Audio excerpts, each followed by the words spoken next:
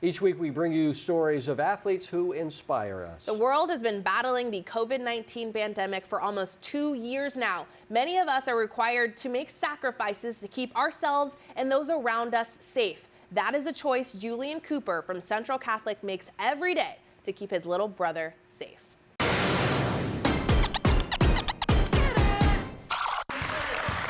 We've had a lot of obstacles, I would say, up until this point into the season. If I had one word to describe our team, it'd be resilient. Resilience, a trait that has been put to the test for most of us during the pandemic, and Julian Kuper is no exception. It's definitely been something, not every normal kid, goes through and deals with. Being away from home for so long and not being able to see my family as often as every kid normally does, it's been a challenge. Julian has been living away from home for the past 14 months to keep his younger brother, Caden, safe from the COVID-19 virus. Caden has an autoimmune disorder called hypogammaglobulinemia, a long way of saying Caden's body doesn't produce enough antibodies to fight viruses like COVID-19 or even the flu, which Caden has been hospitalized for many times in his life. Doctors suggest Caden stay quarantined indefinitely. When I first got quarantined, I was really excited. And then now I'm kind of and I kind of want to go back to school.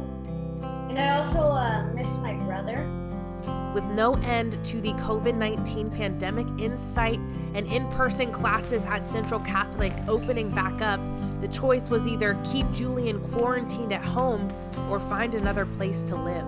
There started to be really some mental health concerns with the fact that Julian is a very social person.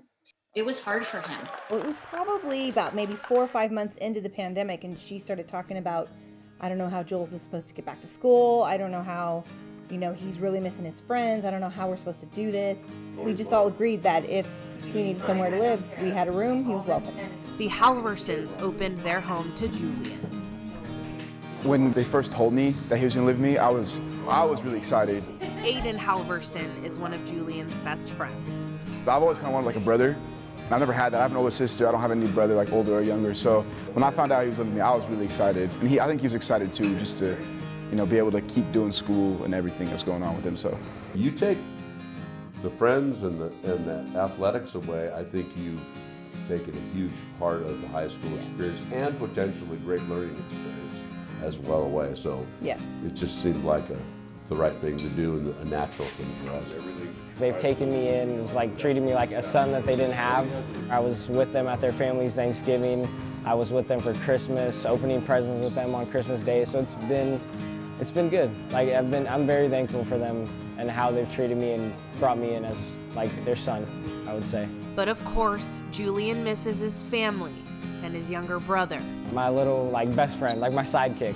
I still talk to him every day. I see him as much as I can, and it's definitely we're like this. I used to wake up every morning and then jump on his bed. We have to call him now, to say goodnight to him, which is weird. I used to just go in his room, say goodnight, but now it's kind of different. At the end of the day, he knows why everything's happening, and he knows that there's a light at the end of the tunnel and things are going to change eventually. So he just has to tough it out like he is. He's doing an amazing job. Both Kuper boys have been toughing it out. Julian and I have had many conversations where he has said, Mom, there's 2 things I want you to be at. It's my senior night for basketball, and I want you to be at my graduation. Our relationship is very honest and open, and I let Julian know I don't know how that could happen. Normally when you think of senior night, you think mom, dad, siblings, grandparents, maybe close family members, but knowing that there's a possibility that won't happen or it might not be all of them definitely is not a good feeling, but I know at the end of the day they would be if they could be there.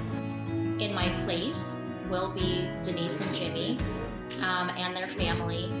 I could not have chosen a better family that holds the same morals and values. I would just be forever thankful for being able to live with them for however long this lasts. and I don't think I'll ever be able to repay them and thank them, but it definitely, I don't know where I would be or how things would have played out if any of this wouldn't have been able to happen. Julian is able to see Caden and his mom in person every few weeks when he gets a negative COVID test, and then they hang out in an outdoor space like a park. And Julian's plans for college? Yeah, Julian's plans originally consisted of him going a bit far for college, like Southern California, but he says he's been away from home long enough, and so now he's looking at local choices. All right. Very good.